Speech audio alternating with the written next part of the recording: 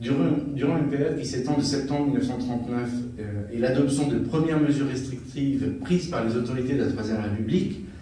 jusqu'à la fermeture des derniers camps d'internement à la fin du mois de mai 1946, c'est-à-dire sous le régime du gouvernement provisoire de la République française,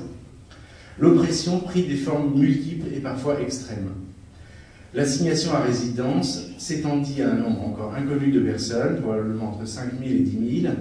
dans toute la France. Ce régime entraîna une fragilisation importante de cette population, placée sous la menace de sanctions, d'arrestations et de placements dans des camps. Les déplacements en masse de cette population entre 1939 et 1940, des régions côtières vers l'intérieur ou de l'Est vers le sud de la France, concernèrent plusieurs milliers de personnes.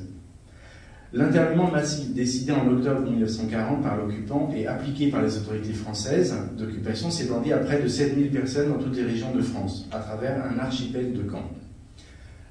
dont d'ailleurs le nombre n'est pas encore totalement établi par la recherche. Par ailleurs, un système autonome d'internement mis en place par le régime de Vichy fut mis en place dès 1940 et fut conçu pour l'internement de plusieurs milliers de personnes à travers un projet clairement énoncé en vue de dissoudre l'ensemble de cette population, notamment dans le camp de Salier, qui était prévu pour près de 2000 personnes.